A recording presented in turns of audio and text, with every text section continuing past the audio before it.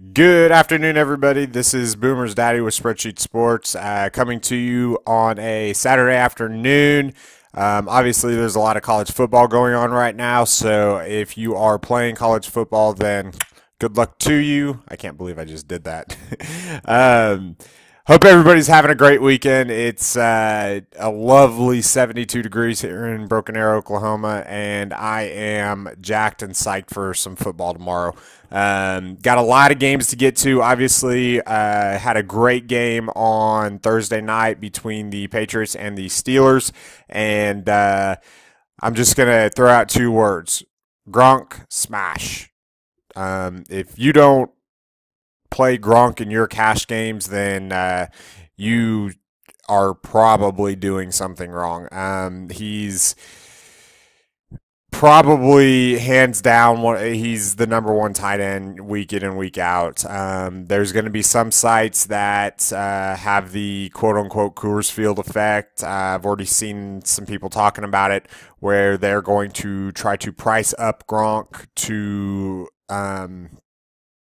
I guess level out the playing field, or to make it, more difficult to either roster him or fade him. And it's the Coors Field effect. You got to pick your poison and take a stand. So, but that's okay. That's all right.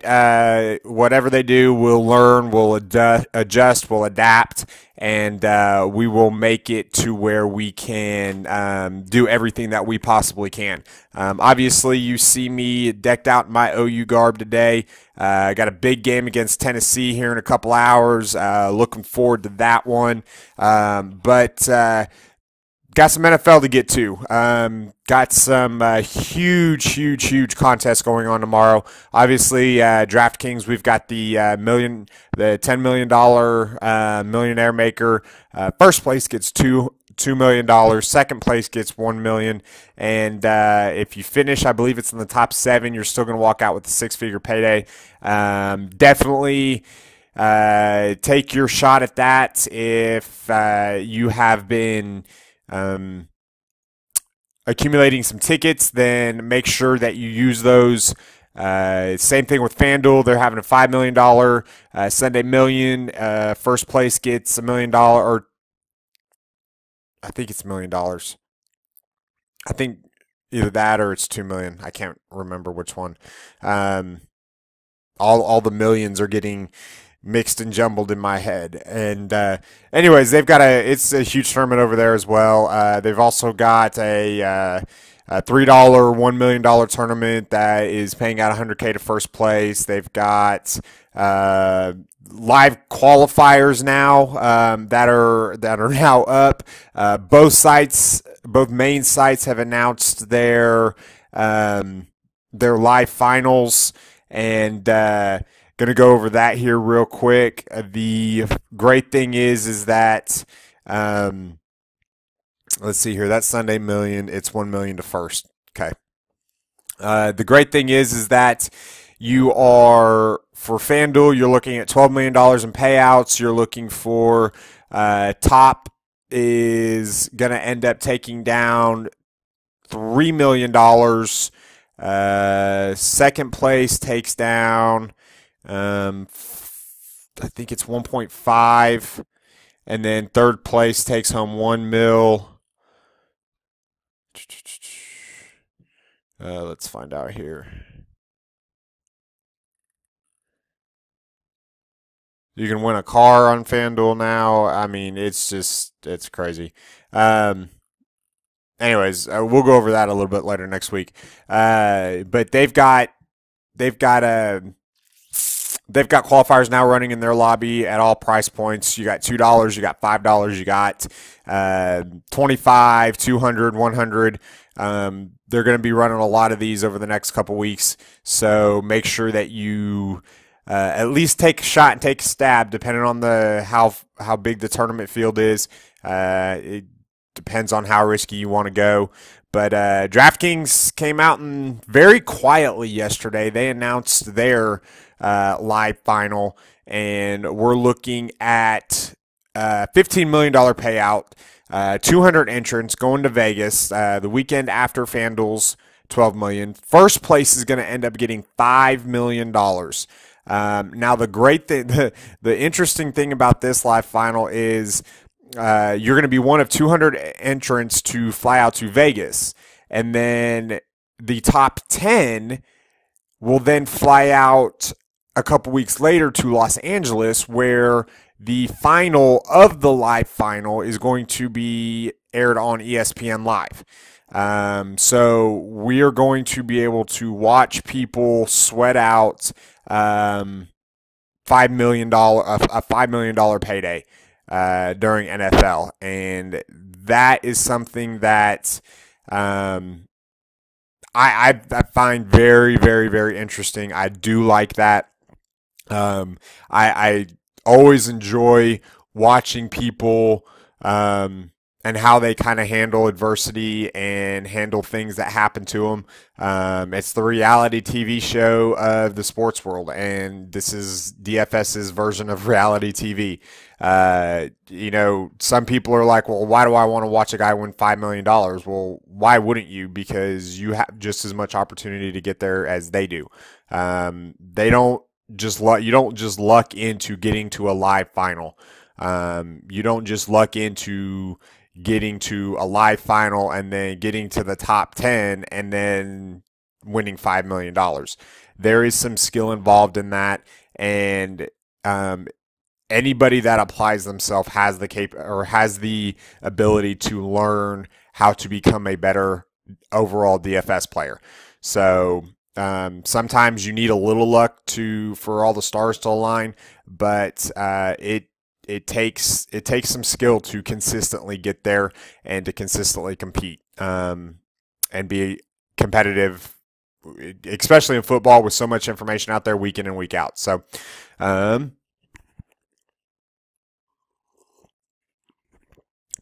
alrighty here. Let's get to some NFL. Got a lot of stuff to go through. We're going to run through this game by game. Some people that I think are good for cash games and some people that I think are good for GPPs. Practice reports have not come out as of right now, so keep an eye out tomorrow morning for actives and inactives. I'm probably going to do a Google Hangout. We're probably going to end up making a Google Hangout for here in a couple weeks to try to give you some straight feedback, some live feedback, so we can answer some questions and stuff like that. But as for tomorrow, if you want to post anything on either my Twitter timeline, Spreadsheet Sports timeline, or the Google Plus community page, you're more than welcome to. I will answer all your questions. If you have a question between these two, or this guy and a GPP or a cash game that you're kind of on the fence about, I'll let you know my thoughts if I don't touch on them here in this podcast or in the article that's going to be coming out later on this evening. So don't be afraid to ask some questions, guys. Week one is that week where we don't know hardly anything, and obviously I've got a bunch of thoughts on some of the games. So first game we're going to go over is going to be the Green Bay Packers versus the Chicago Bears. This total is, let's see here. Let me pull it back up, make sure the line hasn't moved.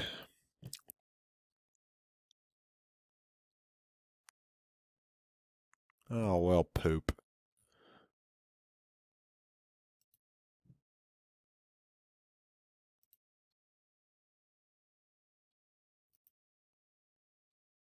There they are.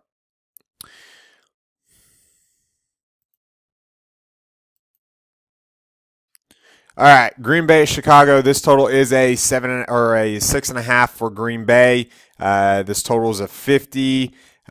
Green Bay is projected to score just over 28 points. Chicago's projected to score just under 22. Obviously, Aaron Rodgers, he's He's always in play. Doesn't matter if it's good defense, bad defense. He's the best quarterback in football, in my opinion. And there's even with the loss of Jordy Nelson, he goes nuts against the Tampa Bay Buccaneers, the Chicago Bears. So make sure that he's not going to be the highest owned quarterback of the afternoon, and the reason is because he's the highest priced quarterback. But he might have one of the top 3 matchups. You have to take a stand and pretty much decide: do I want to go with the Green Bay Packers? They're gonna be priced up this year. Eddie Lacy's priced up. He's one of the top 4 running backs I believe. On some of the sites, you've got Aaron Rodgers. He's always going to be one of the higher priced quarterbacks. Randall Cobb, obviously now without Jordy Nelson, he's going to be up there. And expect to see Davante Adams, who's your de facto cash play game. He's the plug and play. You have to plug him in. He's going to be, if he's not 100% owned in your 50-50s, your double ups, even your head to heads, then there's some serious thought into what is going on with those people that fade him, because for Davante Adams to be so low priced and be the number 2 wide receiver, now I know it's due to injury, but still the number 2 wide receiver, and have the capability of just completely going nuts. If he's not 100% owned in cash games, then everybody that doesn't own him is doing something wrong, in my honest opinion. Now, there is tons of merit to fading him in GPPs because, again, he's going to be one of the highest owned players. But I believe that is a single lineup if you're doing it that way. If you are throwing out multiple lineups, obviously you're going to have some of with Adams exposure and some without. But if you're just making one lineup and you're going into the Millionaire Maker, you're going into the Sunday Million, you're taking shots at one of these qualifiers, if you are making one lineup, in my opinion, you fade Davante Adams. It is because of the fact that he's so high owned. If you're taking a chance, but if he goes for 4 catches and 90 yards and no touchdowns, then whoever you've slotted into that, all they've got to do is beat that, and then you have gained a huge advantage. When we're talking about 25% of the Millionaire Maker field, we're talking about 100,000 plus entries that are going to have some Davante Adams exposure. So a couple sneaky plays I like in this one. Obviously, Richard Rodgers is going to see an increased role this year for the Packers. But I like James Jones. I like the fact that they brought him back. He's got rapport with Aaron Rodgers. Jeff Janis might be good, but they brought back James Jones for a reason. I know it's depth, but he's got rapport with Aaron Rodgers, and he knows that system. So I think he could be one of your sneaky dark horse GPP plays if you want some exposure to the Green Bay offense. So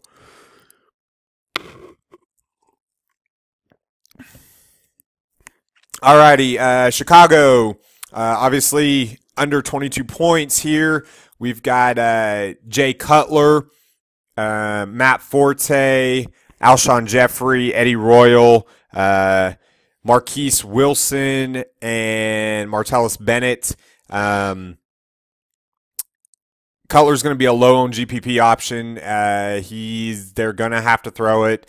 I don't foresee him having a huge day, but if if this game is somewhat close, okay, say it's a 28-25 game. If Cutler throws for 275 compared to Rogers 315, you'll take that. As long as Cutler, if he only throws one pick, you'll take that. And if he throws for 3 touchdowns, or 2 touchdowns over Aaron Rodgers' 3 touchdowns, and you're getting him at half the ownership percentage, it might not be a bad play. You're going to be able to save some money there. You're going to be able to load up on other positions. He's going to be extremely low owned. So multiple lineups, I don't mind that, but that's you got to make that your boom or bust kind of lineup, in my opinion. I like Matt Forte. I don't like this matchup just because I don't think he has a good game here, in my opinion. They're not going to be throwing as much. He's not going to be catching as many balls. So as far as a PPP option or PPR option, he's not going to be as valuable as he was last year. I do like Eddie Royal. He was with Cutler when they were both in Denver. I think that he's going to catch upwards or close to 100 balls this year, and it's going to be extremely useful in daily this year. So I don't mind Martellus Bennett. He gets off to quick and fast starts, but he's not. I like other tight ends at better spots. You've got to be careful for Alshon Jeffrey. You got to be careful for Eddie Royal. I think Alshon practiced yesterday. Said they look good. I know Eddie's dealing with some stuff, so be careful on that front. And make sure that you are watching the inactives and actives list tomorrow. So, all right, next game we got is Kansas City and Houston. First, go to Kansas City. They are a +1 underdog. This total is 40, so it's basically a pick 'em. It is going to be extremely difficult to get a lot of fantasy production out of this game. It is very, very concentrated on, in my opinion, 4 players. You've got Jamal Charles, Travis Kelce, and Jeremy Maclin on the Kansas City side of the ball, and then you've got DeAndre Hopkins on. You got DeAndre Hopkins for Houston. So I don't like the fact that they didn't give Ryan Mallett the job. I think Ryan Mallett has a much, much better arm, and I think he just fits a little bit better with DeAndre Hopkins. But we'll see what Brian Hoyer can do. Cecil Shorts, I want to see how they're going to use him and Nate Washington in this offense. I do like Jalen Strong, but I don't like him for this week, obviously. I want to see what he can do. I think he's going to be an absolute stud in that offense, and I think he's going to complement DeAndre Hopkins really, really well, especially when Arian Foster gets back. He could end up this offense could be extremely good. I think he could be even better with Ryan Mallett in there. I really like Ryan Mallett. I don't know why he didn't get the starting job. I haven't really looked into it a lot. But from what I gathered, he wasn't too happy about it. So,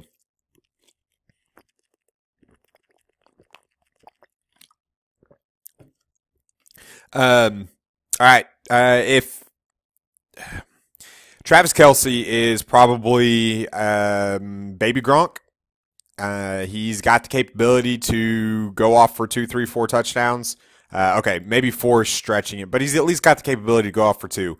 If you're looking at 2 touchdowns, the problem is they now have more balanced offensive weapons. It's not basically Jamal Charles and Travis Kelce and then everybody else.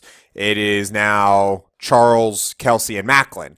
So defenses can't key on one like they used to.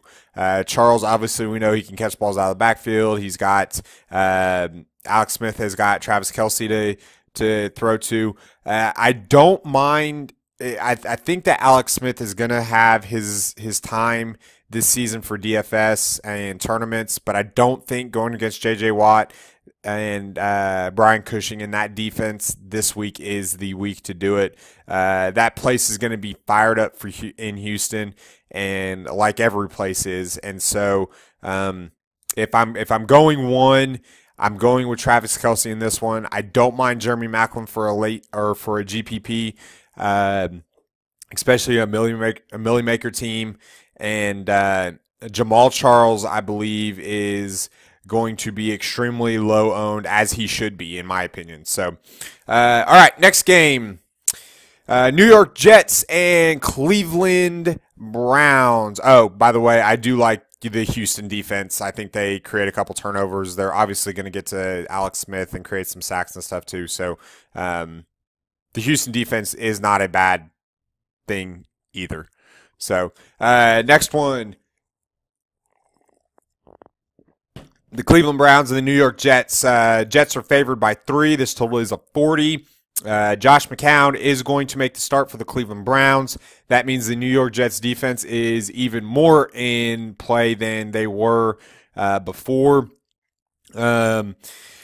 I don't mind Isaiah Crowell. I think that I've got him on a couple season-long teams. I think he's going to have a good year. I just don't like this matchup. So you're not going to be finding me put anybody from the Browns in my cash game lineups. I don't mind Andrew Hopkins. Oh my gosh. I don't mind Andrew Hawkins. I'm going to have a little bit of exposure to him just because I believe if anybody's going to have production, it's going to be him. So they're still projected to score 18 points. There is going to be some production. It's just we have no idea where it's going to come from. I mean, you could go Taylor Gabriel, Brian Hartline. I do like Duke Johnson, but I want to see how they use him with Crowell. I don't have a good feeling about that backfield this week against the Jets. So for the Jets, we've got Chris Ivory, who's going to get that starting nod, and I absolutely love Chris Ivory in this matchup. The way you beat the Browns is you run the ball, you pound the ball, you pound the ball, you pound the ball, then you beat them over the top. Because Eric Decker has, according to Pro Football Focus, one of the best matchups on the weekend. He is my sneaky dark horse. I love him in GPPs. I will have exposure to him. I will even have a couple lineups with Fitzpatrick in there just because I've seen he can throw for 6 touchdowns. I've seen him do it. Sorry, I had to throw out some I had to throw out some movie references there. So I don't mind Brandon Marshall, but I'm not going to put them both in the same lineup, especially not in cash games, just because I like other players that are cheaper, so I can pay up other places. So, but I think Fitzpatrick's going to go extremely low owned, and I don't mind pairing him up with Eric Decker in a couple lineups. So, next game we got the Indianapolis Colts and the Buffalo Bills.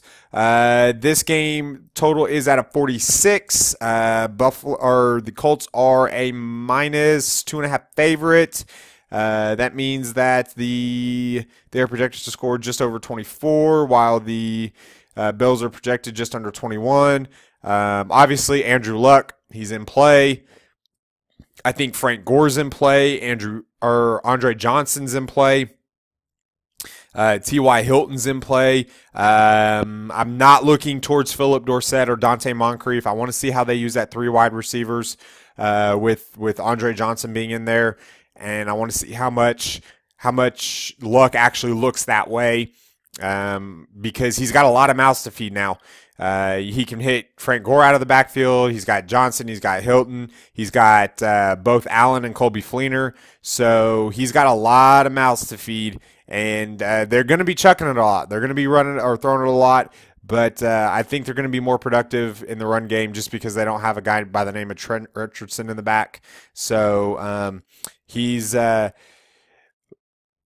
I really, really, really do think that Philip Dorsett has got his weeks coming. It's just I'm really hesitant to go with starting or rookie wide receivers right out of the gate because it's the NFL, it's opening weekend, it's as DraftKings would say, welcome to the big time. But you've got to understand and realize that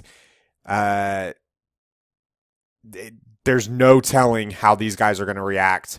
They could go off like OBJ did last year, but I've seen rookie wide receivers just come out and one hits them in their hands and they drop it and they get hit they get rattled a little bit, get hit hard the next time they have the ball, and they're disappeared for the rest of the game. So it's definitely capable of happening. So I'm going to hold off on Philip Dorsett on that front there. So as far as the Bills, I love LaShawn McCoy. I think he's going to go extremely low owned. Maybe not extremely, but he's going to go lower owned than normal.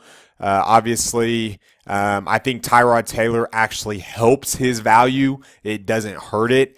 I think Tyrod Taylor, if you're not in the DFS bubble, he's going to go overlooked. And let's face it, there's about 4.5 million people playing DFS.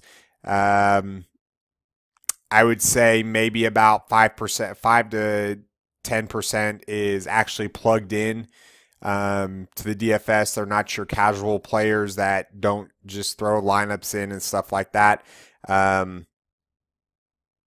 So I think a lot of the DFS bubble is going to be on Tyrod Taylor. I don't think a lot of people outside of the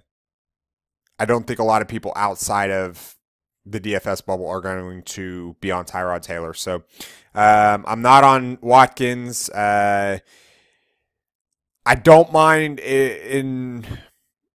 I actually like the idea of throwing in Percy Harvin with Tyrod on a couple of Million Maker teams and qualifier teams. I really like Charles Clay. He's actually my cash game lineup tight end. One of them, I've got 2 going this week because I'm playing such high volume. And I don't mind in tournaments the Buffalo Bills defense. We've seen what Rex Ryan's defense can do. We've seen what they can do to good quarterbacks, and I am not afraid to. We know that Andrew Luck turns the ball over. He can turn the ball over. Yes, he can score points like with the best of them, but he can also throw for three picks, and one of those picks could end up being a pick 6, and you're going to get some sacks in there. I mean, just because it's a high total game does not mean that I'm going to shy away from the defense. When I look at defenses, I look can they get pressure on the quarterback? Can they cause turnovers? Can they cause fumbles? What's their return game like? You know, I like playing the Eagles defense because I can pair them up with Darren Sproles, and then I'm double dipping. You know, I mean, it's something like that. You can do it with Percy Harvin here. You can Bills and Percy Harvin with Tyrod Taylor. Thank you. You're welcome. If that wins you the Million Maker, you're welcome. I just gave it to you.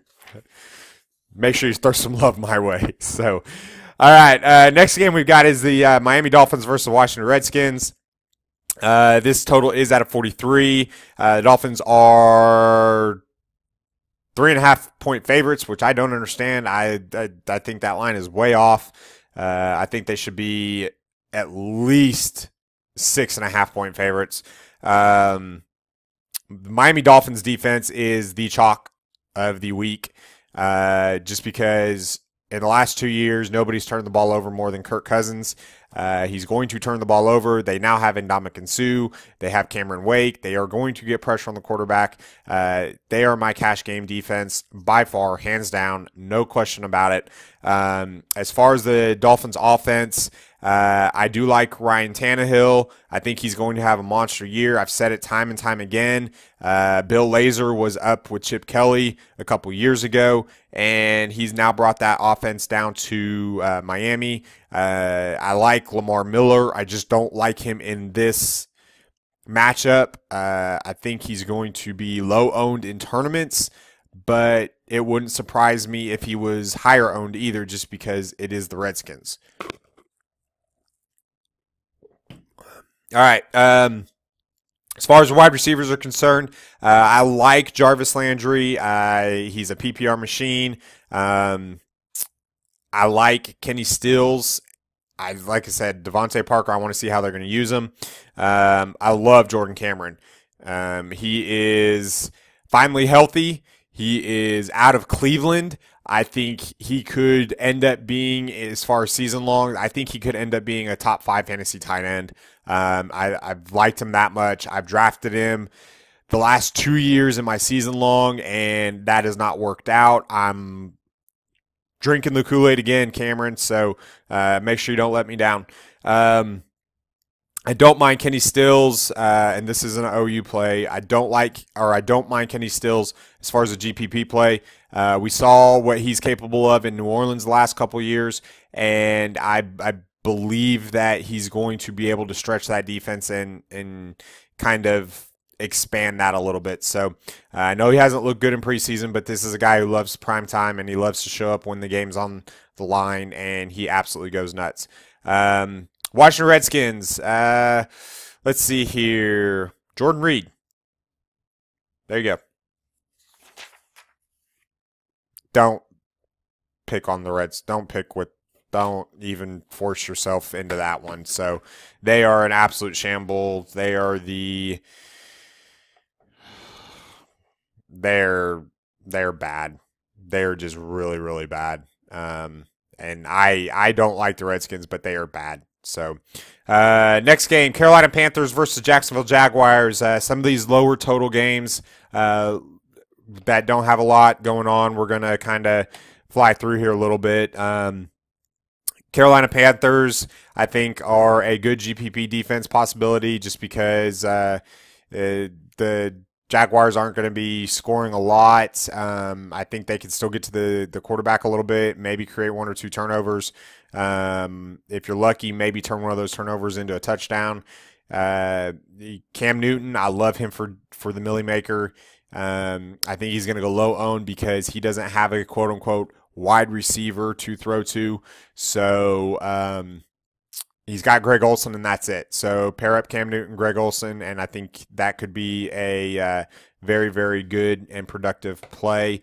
As far as anything else, I don't mind Jonathan Stewart, although the Jacksonville Jaguars defense isn't as bad as people think it is. I know they're a bad team, or they were last year. I think they're headed in the right direction, but I think it's slow, but that defense is not that bad. So, as far as the Jaguars are concerned, I like Allen Hurns, Allen Robinson. I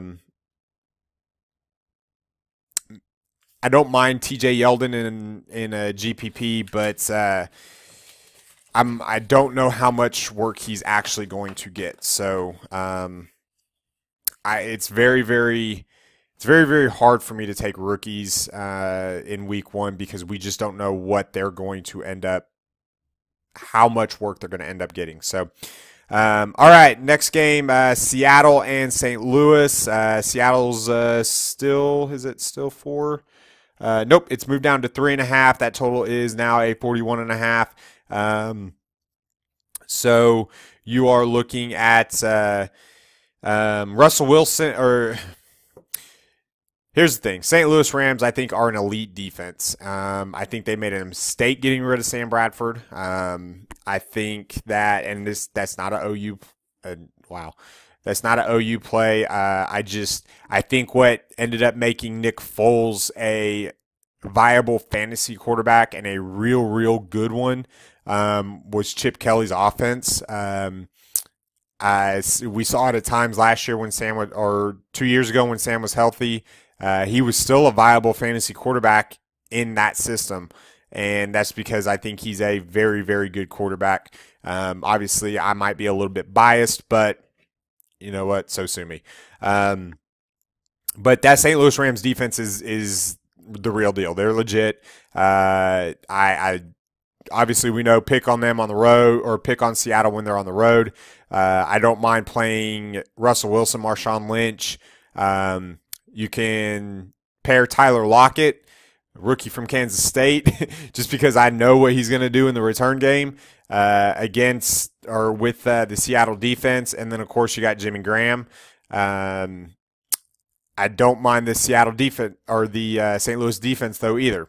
As far as the St. Louis offense, with no Todd Gurley in there, maybe Brian Quick, maybe Tavon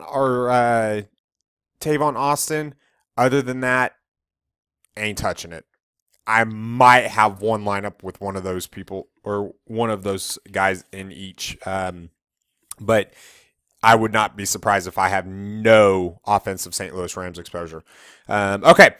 New Orleans Saints versus Arizona Cardinals. This total is a 48.5. Nope. Moved down to 47. I'm sorry. Got to watch these line movements. Yep. St. Louis or Arizona is still a -2.5. I love Carson Palmer. I said it last year.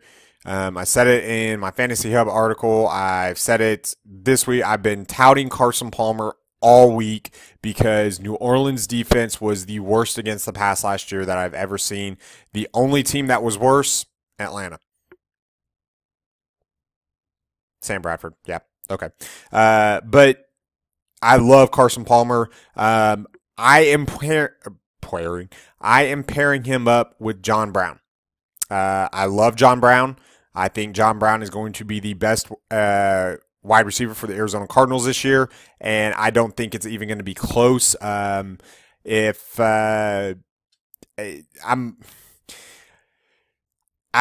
really like John Brown, so I'm not touching either one of the running backs for the Cardinals just because of the fact that they are going to be splitting time, I believe.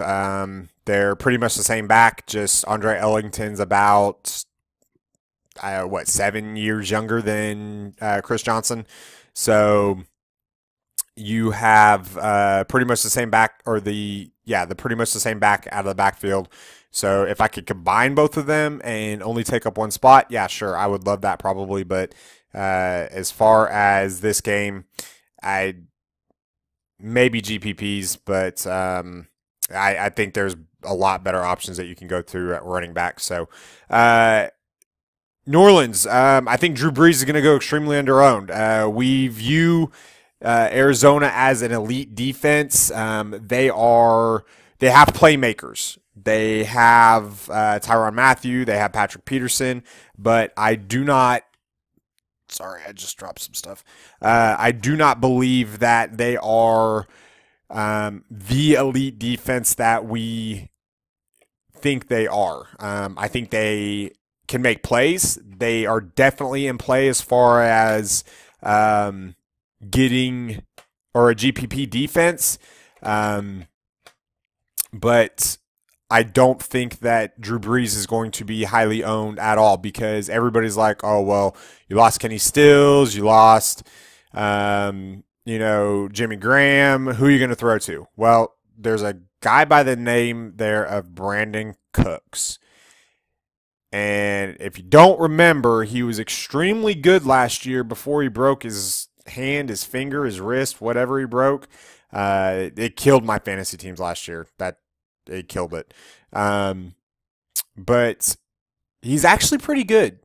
And I don't mind a GPP flyer. If you're going to pair up Cooks and Breeze, throwing in there a Marcus Colston might not be a bad idea. In order to win, to finish in the top 5% of this Millie Maker, these big, huge tournaments this weekend, you're going to have to think outside the box. And pairing up two wide receivers with their quarterback is a good start. I think that Mark Ingram's a good play in this game as well. Maybe go a combination of Breeze, Ingram, Cooks. You could go there. I'm playing a wait and see game with the tight end position though.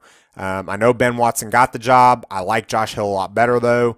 They both caught some touchdowns last year, I guess. I want to see who starts performing. One of these two tight ends has to walk away with the job. Otherwise, it's a stay away from, or it's a roulette scenario all year with these guys. So, all right, next game, Lions and Chargers. Total is a 46. We've got the Chargers a minus 3-point favorite here. I only like 3 plays with this game. I know Melvin Gordon is the darling child of everybody, but I like Phillip Rivers because I think he's going to have a monster day. I like Keenan Allen now that they have weapons to throw to. I want to see if Ladarius Green is healthy. If he's active, I'm playing him. He has the capability to step right in and take the production that they usually give to Antonio Gates. Obviously, we know that Gates is suspended for the first 4 games. I firmly do believe, since he's not going to be splitting time, as long as he's healthy, he was going through the NFL the NFL concussion protocol over the last couple days. If he's active tomorrow, you play him. Here's the scenario: if he's active, I'm off of Stevie Johnson. I'm not as bullish on Stevie Johnson as I am right now. I'm preparing right now that he is not going to be active, which means I want Stevie Johnson in a lot of lineups. That's where you attack this Detroit defense, is in the slot. It's a dream matchup for Stevie Johnson. And I believe that since he's not now the guy, and he doesn't have to worry about being the number one, he's got Malcolm Floyd and Keenan Allen there as well. I think he's going to be productive because nobody is expecting anything out of him.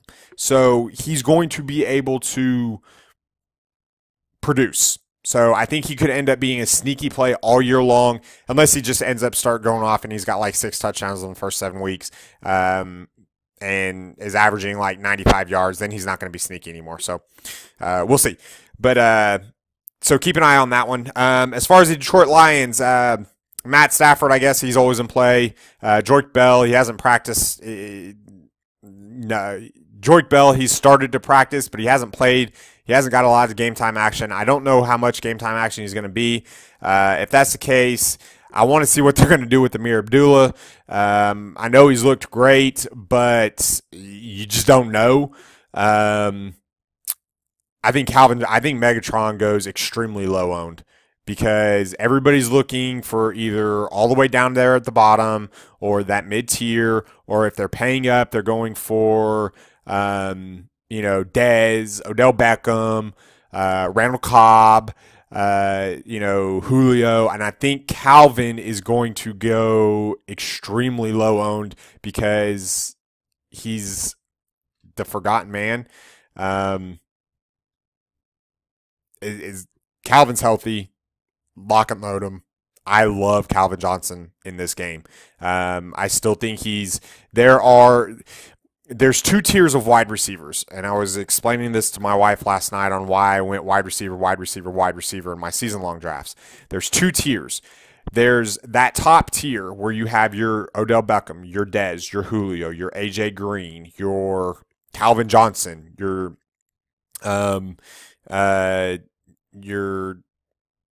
I'm probably forgetting a bunch of them. So you have that top tier. And then you have the tier that's just below them.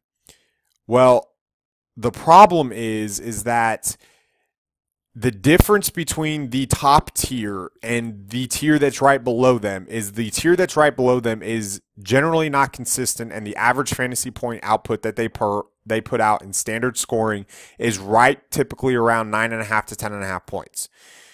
I know all of our sites are, half point or full point PPR, but you'll get the idea. That top tier averages anywhere between 17 to 19 standard scoring points.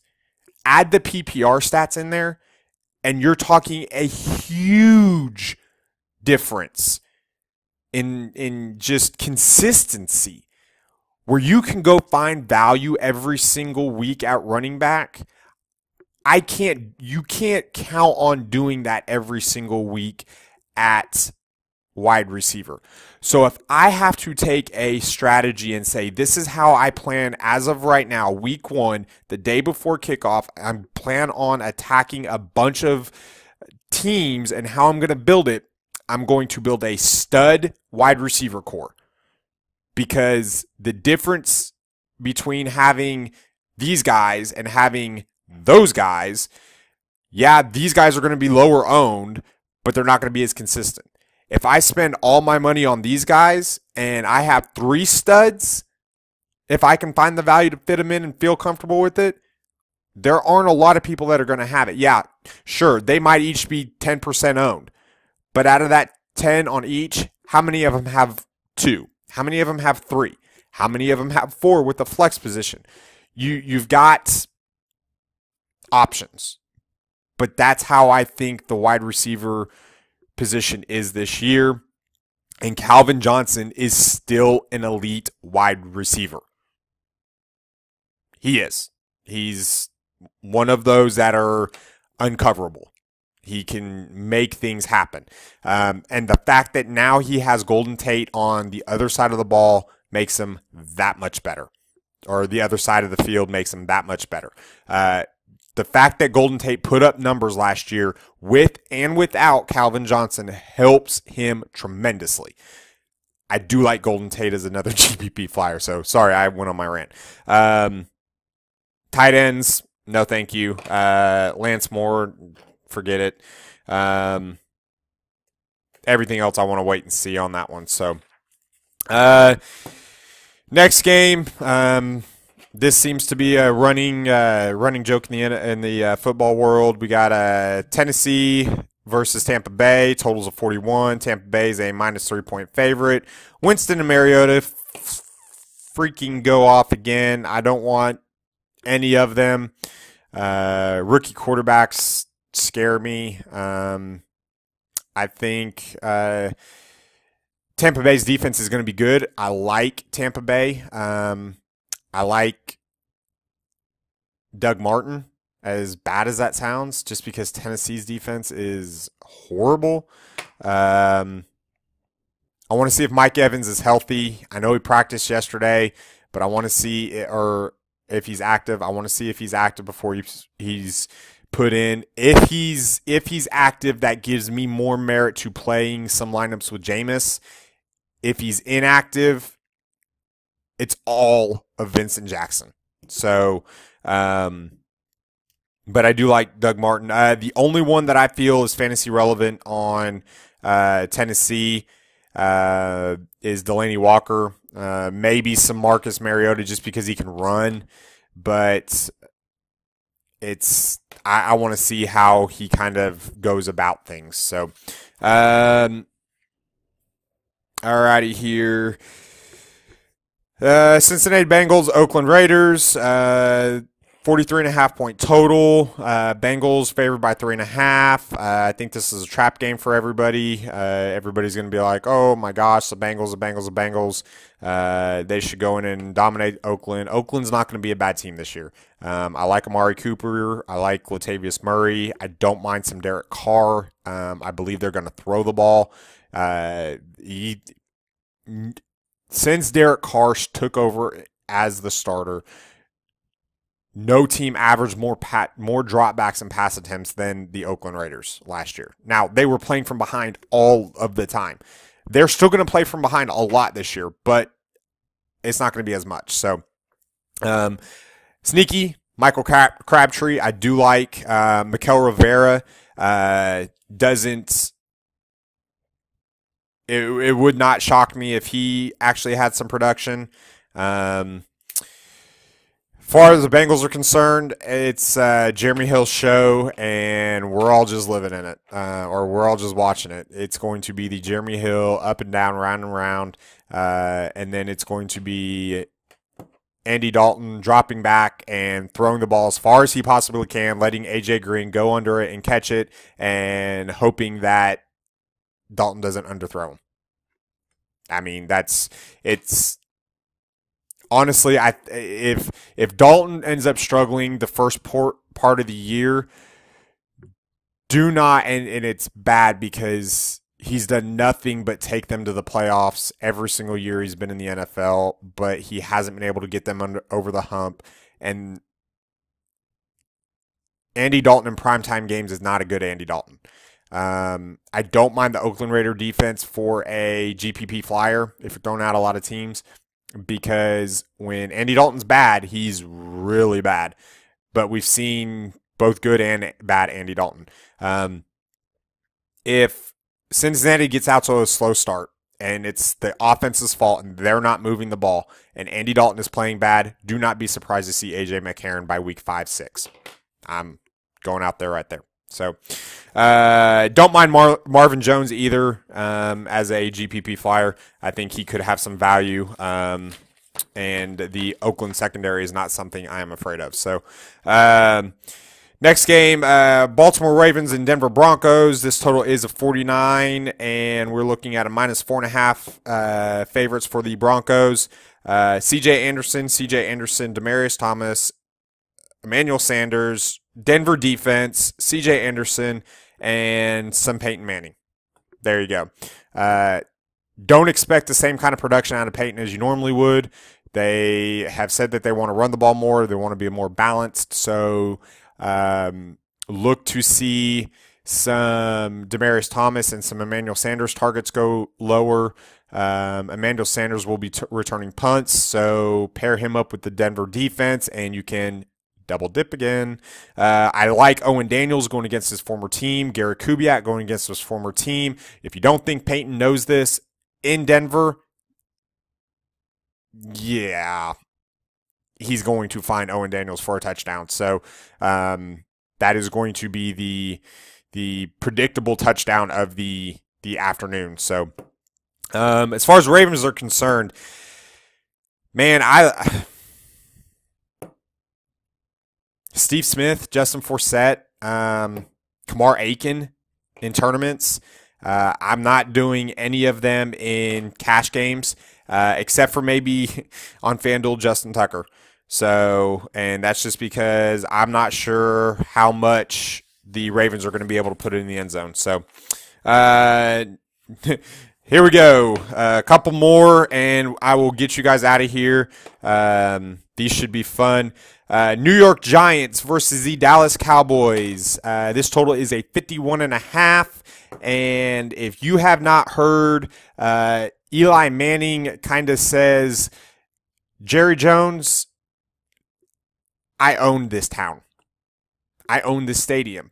This isn't Jerry World when the Giants come to Dallas. This is Eli's world. He pretty much built that stadium. It's absolutely sick, his numbers in that stadium. He ruined the opening. Don't even get me started. I'm a Cowboys fan. So I do like Eli Manning a lot. I love him paired with, obviously, Odell Beckham Jr., but I think that you might be able to add a third one in there and put him in there with Ruben Randle as well. Victor Cruz is already going to be out for this game. We know that Orlando Sandrick tore his ACL.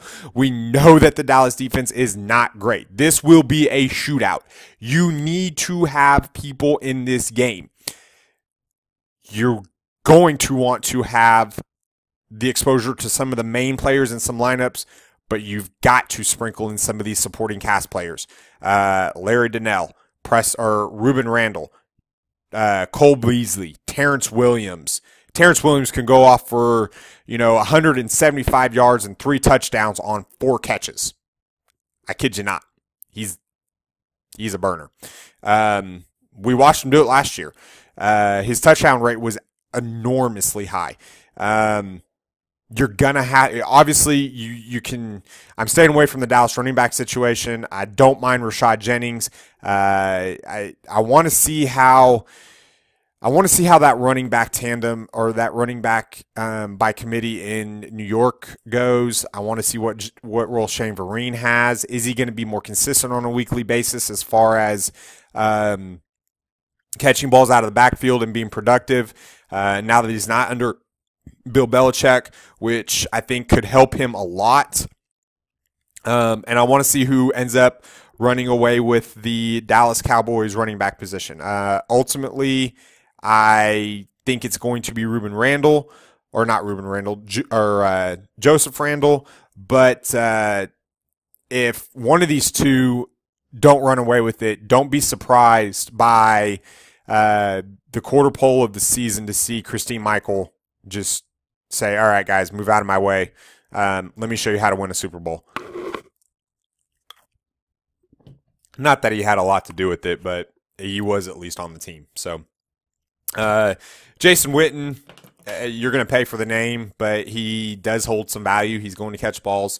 And I don't like either one of these defenses, but I like a lot of the offense. So, same thing with this game. Philadelphia Eagles and Atlanta Falcons Monday night. This is the first game. It's a 55-point total. The Eagles are a -3.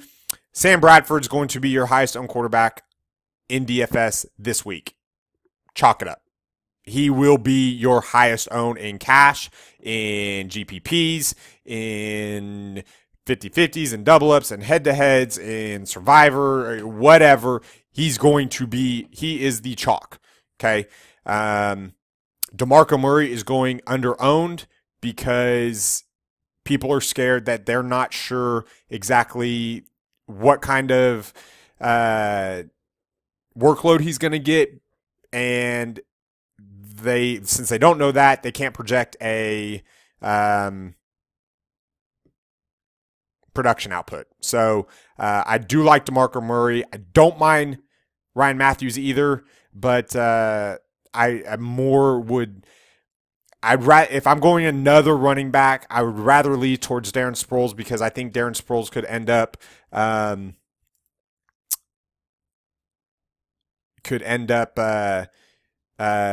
taking one to the house, and if he does that, then obviously that is going to help you out. That's why I say pair it with the Eagles defense, because they are going to create some turnovers. They have bolstered up that defense a little bit, and that is going to be nice. So receivers, Jordan Matthews, yes, please.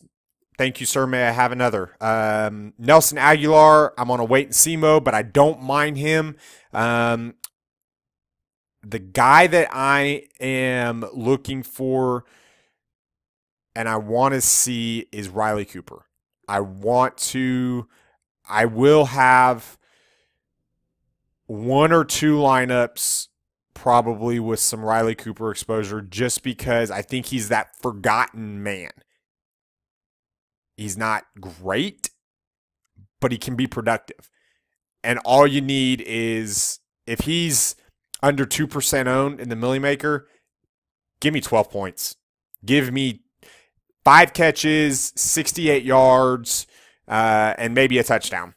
Give me some production at that ownership percentage, that salary. I'll take it. Atlanta Falcons, I think Matt Ryan's going extremely under talked about. I think everybody's going to be on Sam Bradford in this one, so Matt Ryan would be a good pivot. Yes, you're going to pay a little bit more, but, they're going to need to throw to stay in this game. Julio Jones, thank you, sir. May I have another? Leonard Hankerson, I don't mind, especially if Roddy White isn't active for this game. I don't mind him at all. Devin Hester, don't mind him at all if Roddy White's inactive, and just because you can double dip there too. But other than that, that's pretty much about it. But I like all those for GPPs on Monday night. Next game, the final game of the weekend, and I will get you guys out of here. Sorry, I ran a little bit long, ran on some rants. Minnesota Vikings and San Francisco 49ers. We got a total of 41. The Vikings are a 2.5-point favorites. Adrian Peterson is your hammer. He's your hammer. You're going to want to have some exposure to Adrian Peterson. We saw Tom Brady come out and just play like a madman. And Adrian Peterson, or Tom Brady, is in. We've talked about it, and you've heard a lot of it. Tom Brady's pretty much going to hold up his middle finger to the NFL this year and say, I don't care. Belichick's going to do the same thing. They're going to be like, let's run it up. Let's just keep going and going and going. And it's going to be 58-2, and we're still going to be throwing the ball in the fourth quarter with a minute and a half left to go in the game. So Adrian Peterson is the Tom Brady of the Minnesota Vikings. He got screwed by the NFL last year. I'm not even talking on this is taking the ethics out of it completely. I'm talking the process. He was suspended twice. He was not supposed to be. Nobody had ever been suspended for a misdemeanor before of that nature. You could go on and on and on. Regardless of what he did, I'm talking about how the NFL handled it. Adrian Peterson is going to basically say, here you go, NFL. Here's my middle finger. And, oh, yeah, by the way, I'm going to run over, around you, through you, and outrun you as well. So you're going to want to have Adrian Peterson. If you think that Jerick McKinnon and Matt Asiata are going to get on the field at all, it might be if Adrian Peterson is cramping. It might be if Adrian Peterson just ran 100 yards 3 times in a row and he needs to get a drink of water because he can't have water hooked up in his helmet. This is not an OU homer play. I know everybody's saying that, but Adrian Peterson is the best running back in football, and until somebody else takes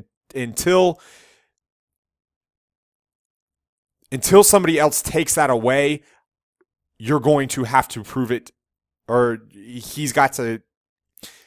somebody else is going to have to prove that they can beat him.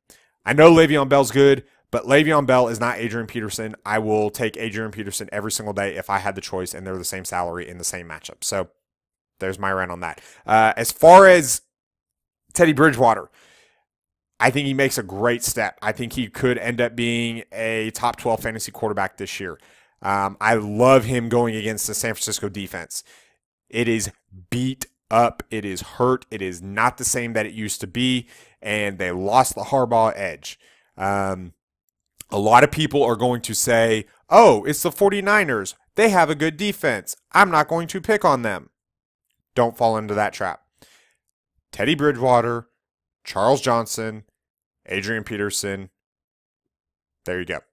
You're welcome, America. San Francisco 49ers. Carlos Hyde. I don't mind him at all. I like him in GPPs. Anquan Bolden. He's always good for some. Colin Kaepernick in GPPs just because he can run and throw. Don't expect a perfect game. He could end up turning the ball over. Kaepernick's a guy that could end up scoring you 38 points and still lose the game, or he could end up scoring you 3 points and win the game. You never know. Torrey Smith, I don't mind. Vernon Davis is a GPP flyer. And I'm staying away from both defenses in this one. So, all right, guys, good luck to you this weekend. Obviously, I will answer any questions that you guys have tomorrow morning, this afternoon, this evening, whatever you guys want me to do. I will obviously go through. Keep an eye out for an announcement a little bit later on. I might jump on a Google Hangout in the morning and answer some questions there. If that's something you want me to do, then go ahead and leave a comment on the in the comment section, and I will as actives and inactives are coming out and I'm building lineups, I can definitely do that for you guys. So, guys, have a great afternoon. Enjoy the rest of college football. If I don't speak to you tomorrow, then I will speak to you on Monday. Good luck. I hope at least one of us is in contention to bring home some 7 figures, at least not some 6 figures, maybe some live final seats.